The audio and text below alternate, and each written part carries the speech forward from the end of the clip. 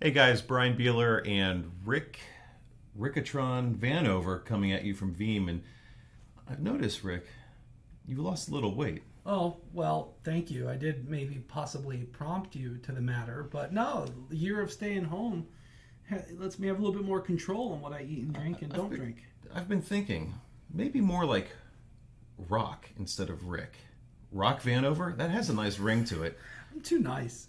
So we've got Rock Vanover here, and we're working on upgrading our Veeam environment. We're on Veeam 10 right now. We're going to go to 11. What's going on with 11? What are you excited about? Oh boy, we don't have time to fit it in this stream, but it is the biggest release we've ever released. That's what you say every single time. I know, isn't that so nice? Anyways. So what do you? All right, you brought one. I let you have one slide. One slide. Give me the highlights. Yeah, so for the listeners and watchers, viewers, and gather the family, this is a big one. V11 was released probably almost a month ago, I guess, and it's biggest release ever. 5 major new capabilities and enhanced capabilities, I should say.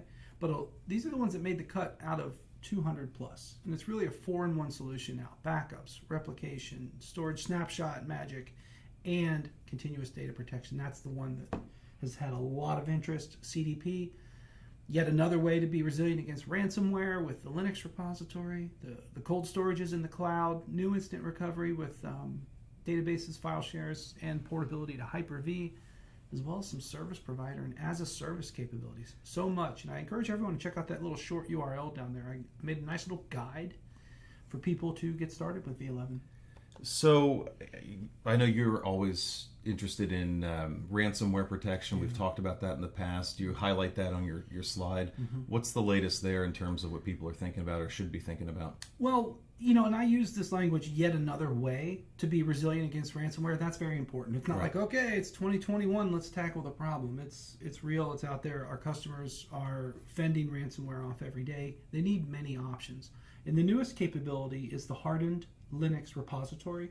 So any storage system, you can have Linux on there, and you can put backups on there with immutable attributes on the file system. So Okay. it's, dare I call it, a nearline immutability. You don't have to go to cloud. You don't have to use a special storage engine. You can still use those. In fact, I think you're going to see a lot of organizations get into double immutability. Whoa, that's advanced. I think, I don't want to lose the data. I don't think it's unheard of. In fact, one of the other experts that are going to join me here on the screen, we did a video where we had Corinne had done the immutable backups on Linux, and then using the capacity tier also optionally with immutability in the public cloud, right? So, general purpose servers, I could see a lot of people taking general purpose servers or LUNs and making that a Linux target, and you can really do a lot of good stuff with that. So really versatile stuff on it. So give me an idea too, because we use Veeam. Obviously, we're backing up in our environment of a couple hundred VMs with V10 now. We're going to migrate to 11 here in a minute. Our target is an exagrid unit, so we're getting some nice resilience and data compression on that thing, which is the big story. But I think there's a lot of small businesses, people in our position too, that are thinking about how do I use the cloud to get that next step of data protection, to get it offsite. I know you're a big offsite guy. We used to run little hard drives to my home and safe in the basement, so that's how we were getting a copy offsite. But we really haven't done a great job, or as good of a job as we could, because we don't have that much production data in taking that next level offsite. And I don't know if that's a problem you're seeing with a lot of small businesses where they're not really following those best practices. Well, at Veeam, we've taken that 32110 rule very seriously. That's your zip code, isn't it? Brunel, Florida represents. That's right. 3 different copies of data on 2 different media, one of which being offsite. That's the base rule. Throw it a bone and have 1 copy immutable, offline, or air-gapped, and then have 0 errors with sure backup recovery verification. Now, the offsite element is important. Fire, flood, and blood right there. That's the justification for the offsite. And I have nothing but evidence of bad things happening to good data over at the case studies over at Veeam.com, right? So it's like you have to prepare for that today. And I would almost conflate ransomware and DR sometimes is a similar type of incident. They both require a lot of response authority, like Everyone has to be in agreement. We're declaring a ransomware incident. Everyone has to be in agreement. We're declaring a disaster, and how we kind of execute on that, right? So there's a little bit of a conflation going on. But the offsite element is important. And I think the public cloud's a great way to start. Storage replication is a great way to start. In fact, ExtraGrid is a really good way of moving it around. In fact, I'd argue storage systems move data off site better than Veeam will. I've always said that. And I look at what we do with some of the snapshot orchestrations on primary. Storage snapshots offsite are a good offsite angle as well. Right. And that's the beauty of the 32110 rule.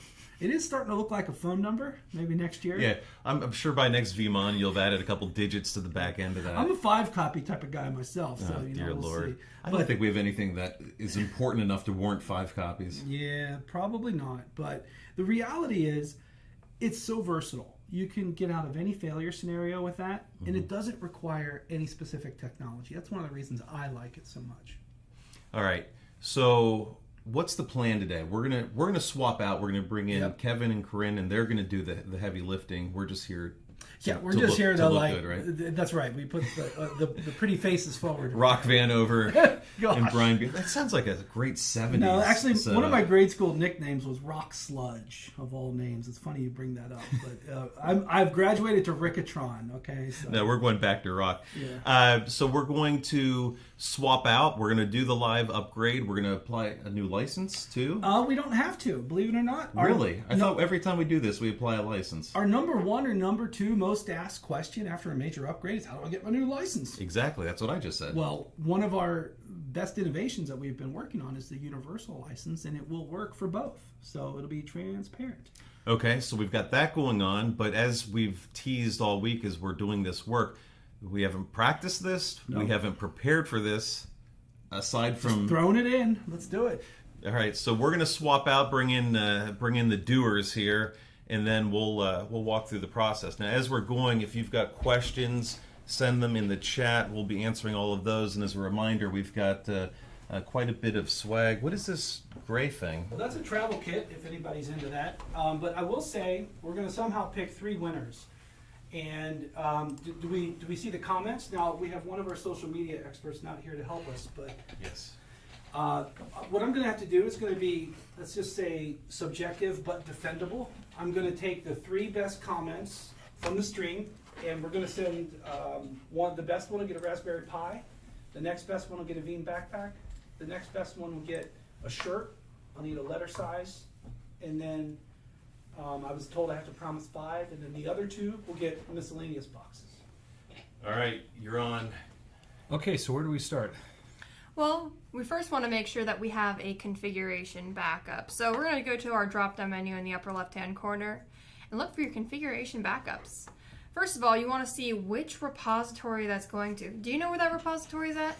Usually, I'm pretty sure I know where it is. Let's go ahead and make sure. Can you pull that up? Okay, so Do you this know your is password? That's the better this question. is the folder. I made sure I saved the password again because I think the last time it was saved was maybe 500 days ago, and That's actually not a good idea. so That's a whole other conversation if we're going to go that route. it's here. But we're fine though because Veeam is backed up with Veeam. So if it breaks, I'll just recover it or something like that. That's the idea. Yes. So the critical thing here is you think you're in the right repository, just double check the dates that are within those files, making sure the dates reflect the most recent backup files. Yeah, we're Great. Let's head it back over to Veeam and take a look at when the last time the backup is processed. And you can go ahead and hit that backup now just for a sanity check. okay. And that password. If you're not sure what that password is, you can either add a new password or select one that you do know what it is. But since we've already got a password about 1 day ago, I'm sure you know that, right? Yes. Okay. Great. We'll hit OK. And we'll close out of this product. There's nothing else that we need to do here, but it will still be an in-place update. Okay. So do you have the ISO downloaded? Yes. Let's go ahead and mount that.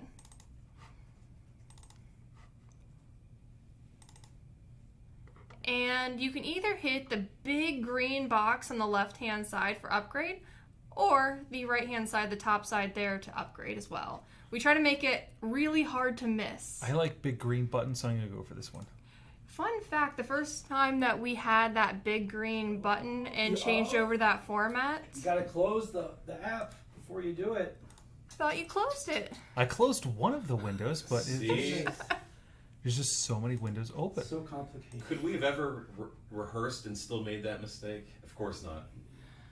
But fun fact about us changing that interface to update the console is we try to make it so big that no one could miss it, but we end up getting a ton of calls asking where that button was because it was so big and obvious people missed it. So it looks like it's thinking right now. Yep, it's mounting that point in order to do the update. Oh, notice you're running server 2012. Yes, not even R2. It's pretty old, but It's not R2? no. This is R2 adds the little button there. We don't have the button. Let's see if it works. Yes. Well, actually, config backup is a great way to move it to 2019. But Okay. Well, I looked at the compatibility list, and it looks like you guys still support even Server 2008 R2 with Veeam 11. yes. Yes, we do. We don't recommend it, but we do. Okay. You got to work on that, Chief. So this is just letting you know all of the components are going to be updated during this process. And of course, in the previous screen, you signed away your entire life and contracts Yes. that you didn't read. Oh, license. Look at that. Look at it. If you don't have a license, you'll go in community, but it has a license. Yes, So your we're license in there is good. Okay. Look at that. Go ahead and hit the install button. That'll get all of your components in the back end up to date. So if you're using Backup Enterprise Manager, it might be IIS types of services, just anything to help make it compatible. By the way, Joe Brown in the chat says that we're Go ahead living and hit it again. dangerously. And I think he supports the idea of living dangerously. Joe seems like that kind of guy.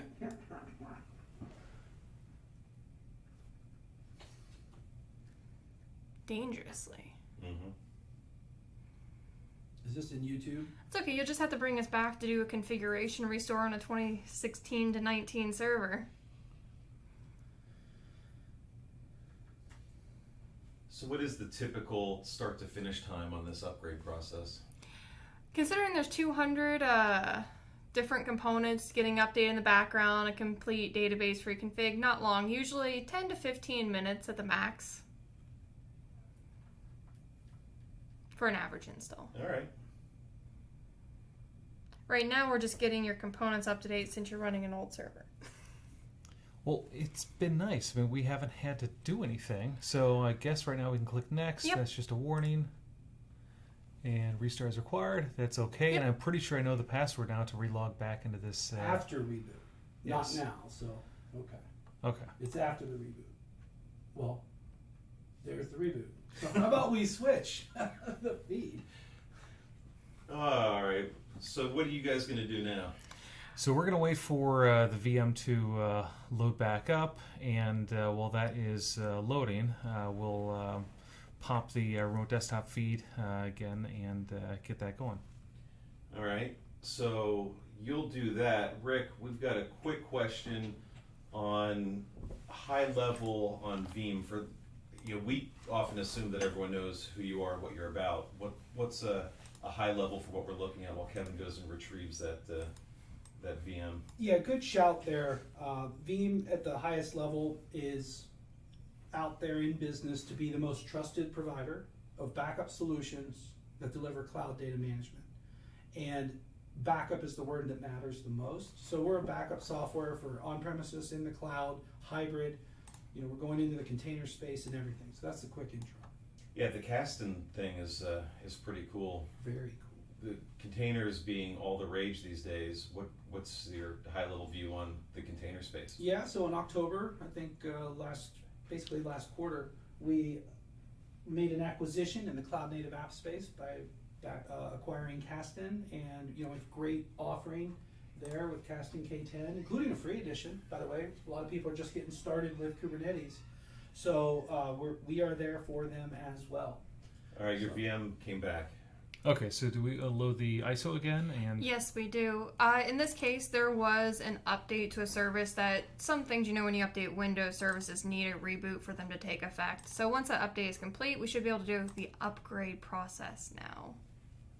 I've been the only one rooting for failure, and I think I got a partial win there. Yeah. I got slightly terrified for a bit. I'm totally going to knock you. 2012, not even R2. Seriously. Oh, so you're going to blame it on yeah, Kevin, huh? Yeah. All right. Yeah, exactly. I haven't had to upgrade it. Why? Well, I think it's time, because the config backup, that thing we checked, that is a great way to move to a new platform. We talked to a lot of customers that deployed Veeam as a physical server, then they want it virtual, or they deployed Veeam virtual and then they move it physical, or they are going from 2012 to 2019.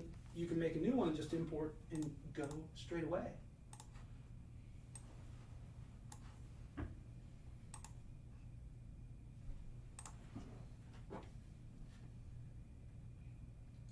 Now this is just your local user account. If you had a database that was remote from the server and you were updating maybe a console instead of the full installation, you might have to worry about those credentials. But as long as nothing's changed since we started this update process, you should be able to hit just next.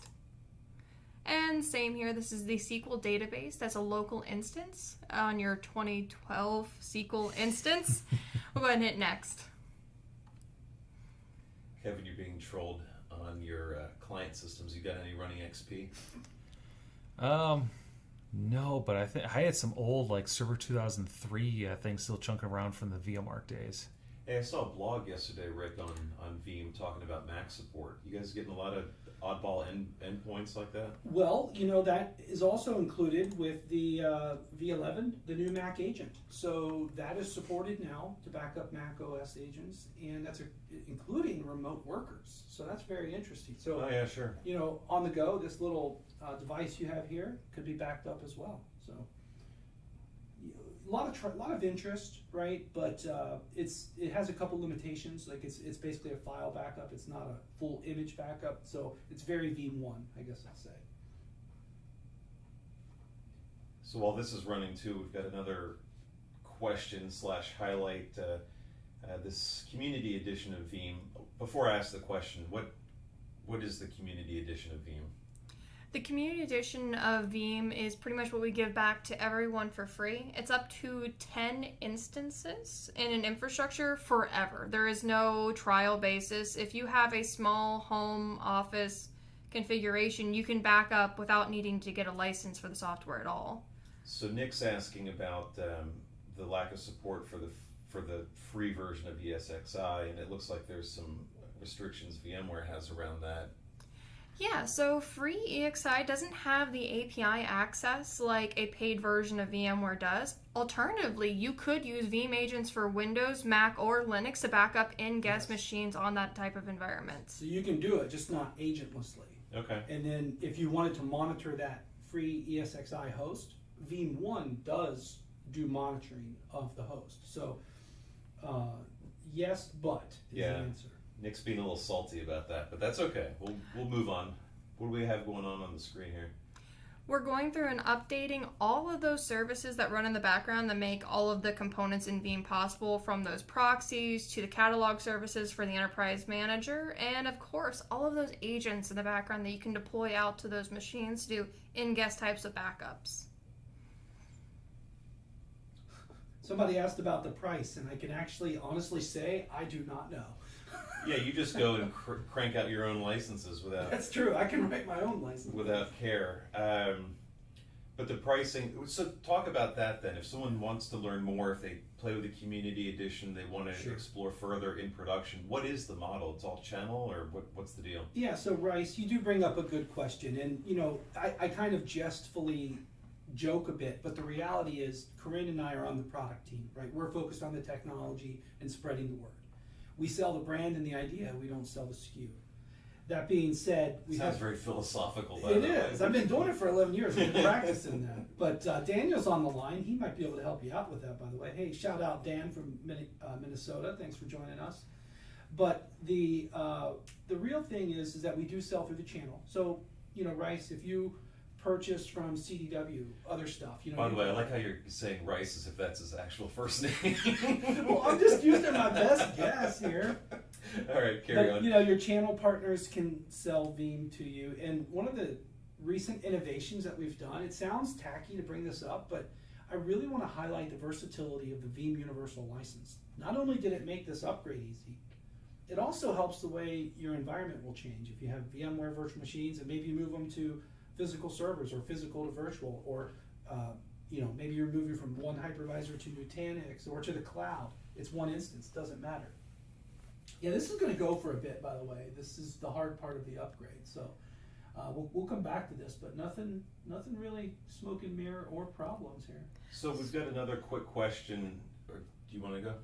I was going to lead up to Rick and I have had this giant conversation about, you guys even think how easy this upgrade process is, right? Like, it's nothing to get this service upgraded.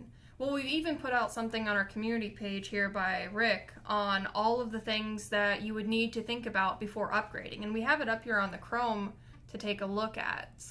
A step-by-step video, all of these components and things that we went through to check the configuration backup, and exactly what to do if something were to mysteriously go wrong. Yeah, and I'm going to put that link in the chat here for everyone.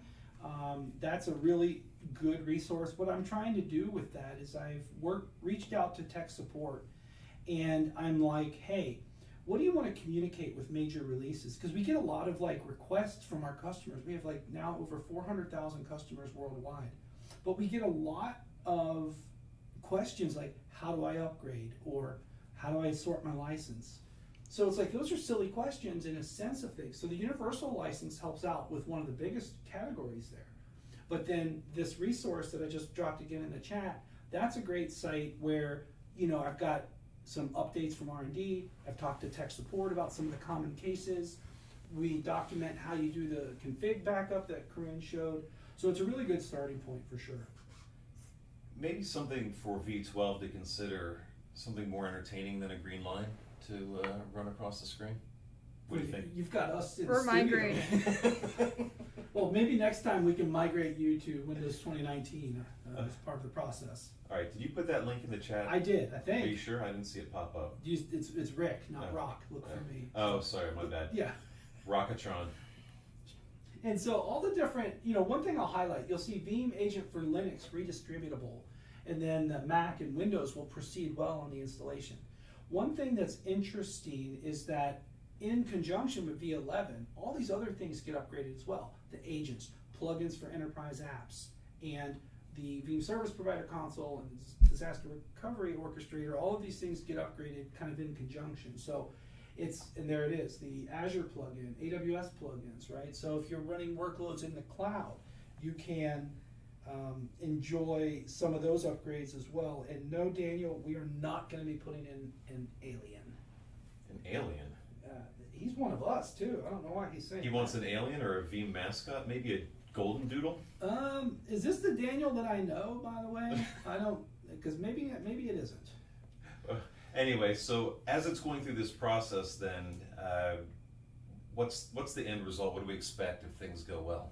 Everything to just work. Okay, well, what just magically happen? Yep, you just saw on the screen about 2 minutes ago, the icons already changed and reinitiated the ISO to kind of map to all the things being installed in the background. The database is being reconfigured to optimize and scale your infrastructure. And of course, the new Mac agents, if you guys decide you want to do remote machine backup as well. And then I don't know if you caught it, Corinne, but it pulled in the cumulative patch from March 19th. Yep. So the post-GA situation has been incorporated as well. So you're getting the latest and greatest right here. Perfect. So we've already finished the initial install, and now we're doing the patch update, and it's done. It succeeded. Yeah. God, I'm so disappointed. Well, another Yep. boot. All right, so we're Okay. gonna I'll we're give gonna you half points here. all right, we're gonna kick that over. Yeah. All right. So we do have a couple more questions that have come in, a couple from before. So one of the things, Rick, that gets talked about a lot, especially for NAS, we see people using tools like rsync, and there was a basic question of what's the difference, like why Veeam and not just these other tools that are available. So for NAS, that's a great question. That was one of the big innovations that came in V10.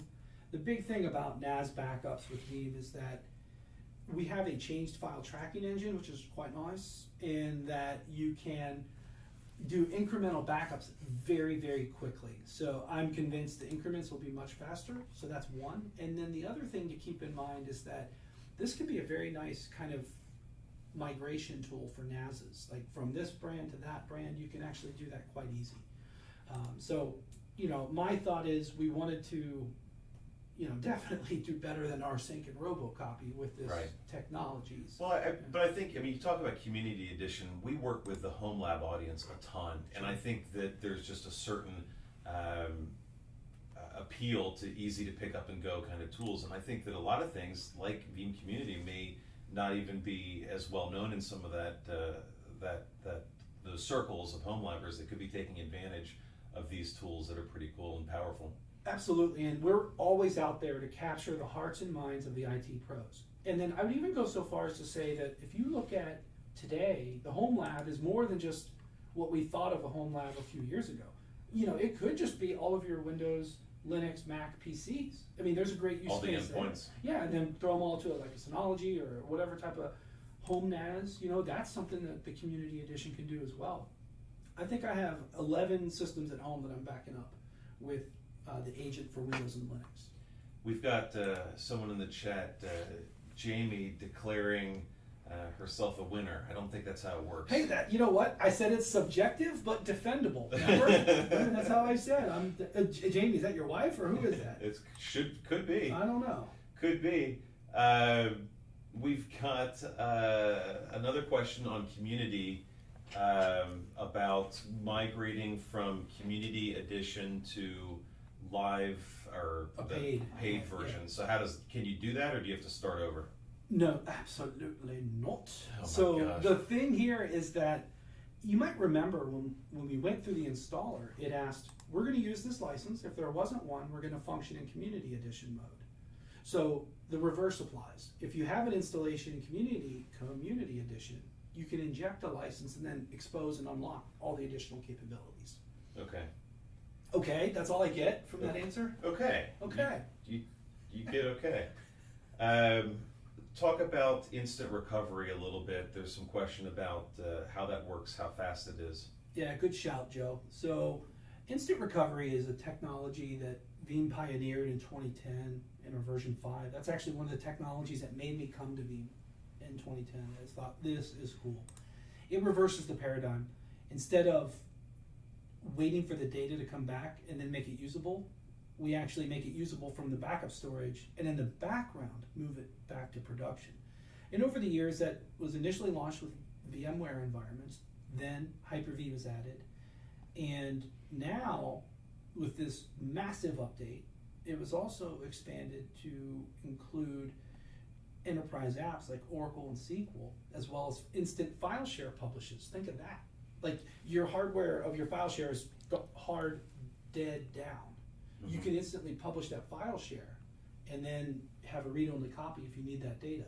Likewise, if you have any image-based backup, you can instantly recover it as a Hyper-V virtual machine, even on Windows 10, which is rather awesome in my opinion. So it's a really versatile technology, and Joe, you're unlocking the interest of many things here, because it also applies to cloud workloads. So Azure and AWS backups, as well as Google Compute Cloud backups. You can copy those on premises, and this is crazy talk, but you could actually boot those up instantly as a Hyper-V VMware virtual machine. I think that's awesome. All right, so while Rick has been handling some Q&A, Kevin, is your old VM has come back after a little bit of delay. DOS boot. Yes, it wanted to do a finalizing task before it shut let's down. do updates while we're at it. Oh, did you get that R2 upgrade finally? No, not yet. So while it was another near failure that would have been self-inflicted from running server 12, but it looks like what now, Chris? What's going on?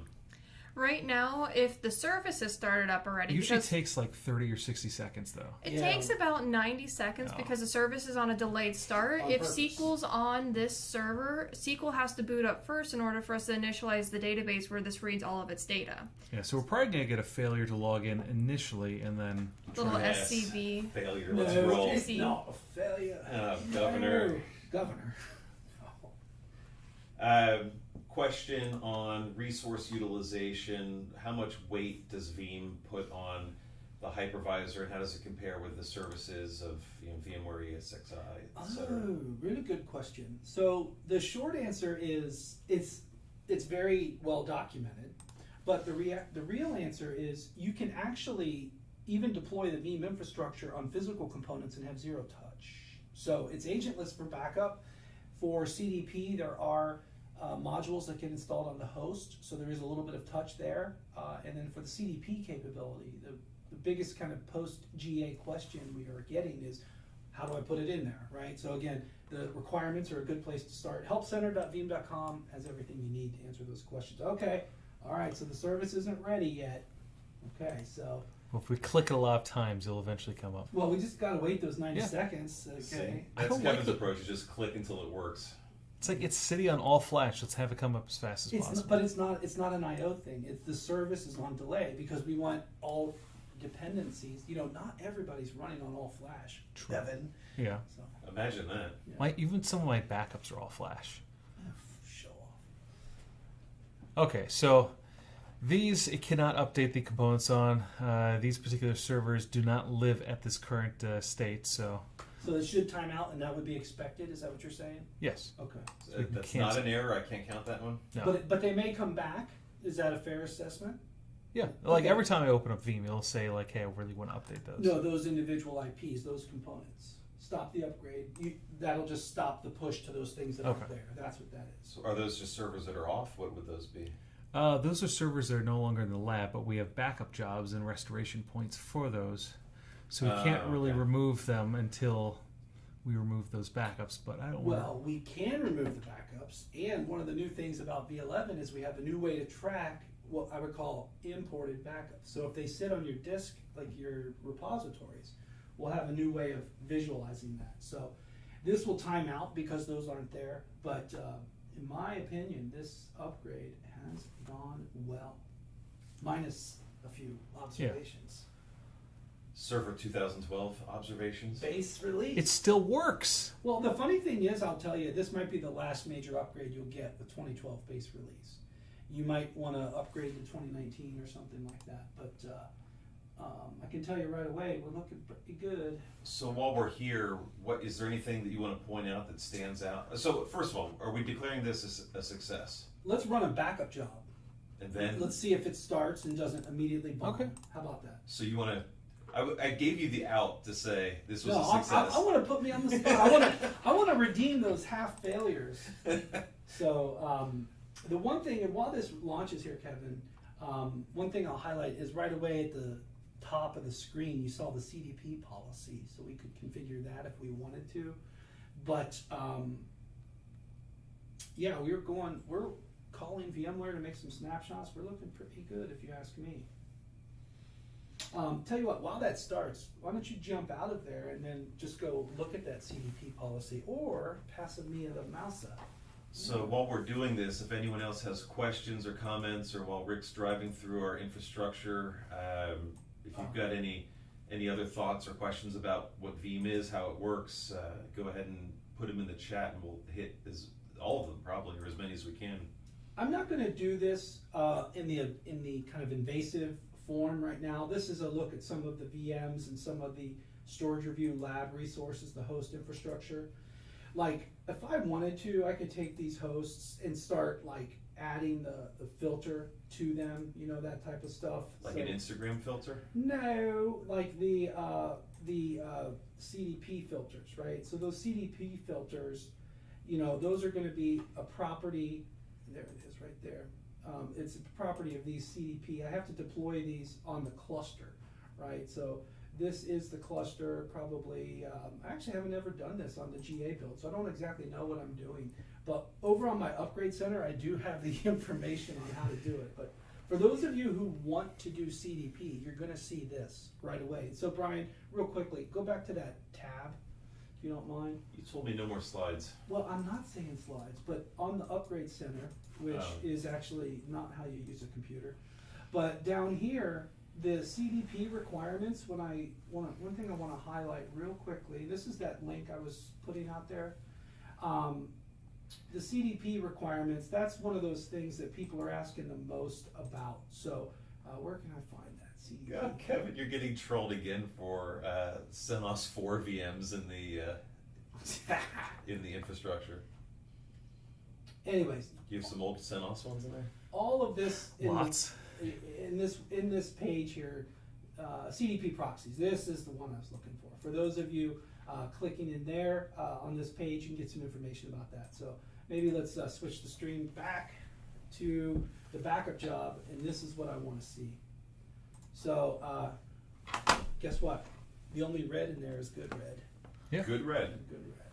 Kevin, you're being asked to upgrade to R2 Live on this machine. Not at this current venture. I'd probably just blow away the VM and move that configuration back up onto a new session. So this is the right Dan. Dan from Minnesota drops in the VAIO filter, which is what we're using for CDP. Quote, is applied on a per vDisk basis. Applying that filter if the host policy does not impact VMs which are not in a CDP policy. One thing I'll highlight for the listeners, I got it. Can I drop a little exclusive that nobody knows yet? Sure. It's not even on the website, but Monday we're going to launch the website for veeam.com. We're going to have to do it virtual this one last time. Okay. And we're going to have a 75-minute workshop, end-to-end configuration of CDP. From deploying the filters to making a policy, failover, failback, very specific things. So I'll give these listeners a highlight. I just got approval of that on Wednesday. And if those of you who are listening and watching are interested in CDP, we got a really exclusive thing coming for you at Veeam. Cool. I think your job's going to work. Yep, everything's smooth and working the way it should. The three of you continue to disappoint me. Yes. Congratulations again. Right. So Dan was also talking about restore to cloud function. We've talked a little bit about the cloud as when we started, but for anyone that joined in, I think it's important, so I want to hit it again. When you think about cloud as part of the DR strategy, just what does that mean, Rick, from the Veeam perspective? Well, I think, first of all, I want to level set. Cloud doesn't have to be something that starts with an A or a G. Cloud is a Cloud model. starts with a C. Azure, AWS, or Google. Oh. Yeah. Okay. Cisco, I mean, cloud. Cisco starts with the C. I actually have a very funny Cisco story if we want to tell this. Real funny. Cisco, I love Cisco, but it's a funny story. But anyways, it's more about the model of elasticity, self-service and dynamic consumption. That's what I mean by that. But yeah, it doesn't have to be on premises, or it doesn't have to only be in the hyperscale public cloud. We have a huge network of service providers. The cloud story is really any way you want it. That's what I'm trying to say. That's solid. We've got the backup. What's it doing there, Kevin? Well, actually, it's interesting. It's finishing. Yeah, it's finishing. It's working. I can hear your disappointment. I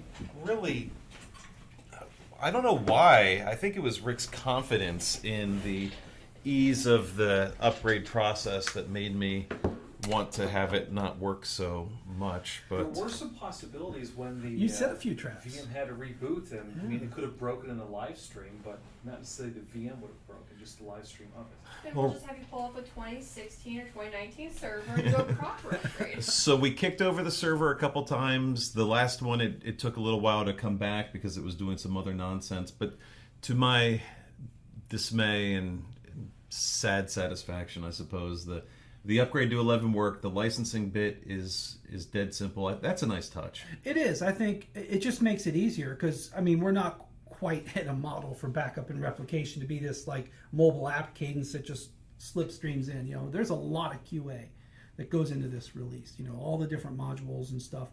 But we're doing what we can to make the product simple to use, flexible, and yet reliable because already we're doing our backups. And so I know you guys are so excited about 11. It's not just launched, but it's fresh. Mm-hmm. What are you guys thinking about for what's next? Like, what do you have to do to keep innovating? Well, there's this yin-yang and this balance across the products. And so through the summer, you're going to see what I like to call the Act 2 products. Each take some hits, like updates. So like our Office 365 product, which Corinne specializes in, the cloud-native backup products, Azure, AWS, and Google, those are going to progress as well. The Kasten product is scheming as well for a major upgrade aligned to Kubicon. in May.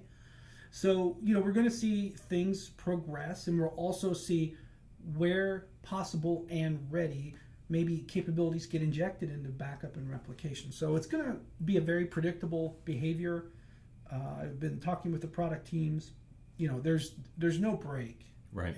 No, it's continuous development, right? Yeah. So it rotates through. There's readiness and QA that go into it, and a lot of times I equate it, especially at the busy part of the QA cycle, which is like the end of the year. It's like a runway, one plane at a time. So one product goes through at a time, and it just gets busy at the time. And we have a couple of storage arrays that are going to pop up with integrations as well. Did this guy finish? It did. That's a success. Not even a warning. All right. That's not so bad. And actually, just to compare it to last time, Corinne, what's the runtime the last time it ran? What's the time right there? 18 minutes. And then this time was? 7. So it actually went quicker. Your incremental backup went quicker with V11. So did I redeem my little half points of reboots? No, I don't care how long backups take. The last time it ran, though,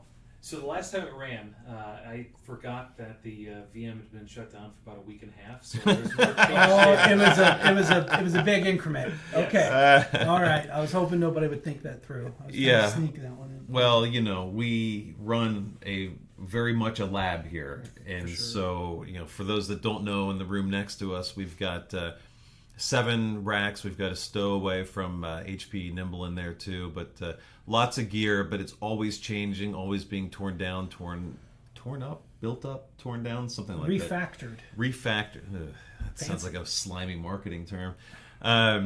But it's always in flux, so we're always changing things, and Kevin's often breaking things, and that's why those 4 VMs don't show up in the. It's a tight ship; you can see holes through completely and walk. As through if holes. cannonballs had passed by. But anyway, the V11 upgrade worked. Yet again, it was seamless. You guys all saw it live. Good stuff, Rick. No, I'm gonna politely creep the comments. Okay. And I'm gonna identify 5 winners. I have a Raspberry Pi that I'll reach out to you, get a shipping address. We got maybe somebody throw me the backpack. I'll hold that up. That's actually a pretty cool one. Backpacks. Yeah, we got the backpack. So Veeam backpack. Easy Door the Explorer. Really. Yeah, and we've got. You were thinking it. I just said it. Yeah, we've got a shirt. I've got. I'm gonna send you what I can for the 5 winners. Yeah. So we've got a bunch of goodies. Rick's going to handle the shipping. Yeah, I'll take care of that. Of all of this stuff. And for the big winners, I'll throw in some other little things too. Hey, I'm going to help out. I'll toss in a free version of Community Edition. No comment. All right. Thanks for tuning in.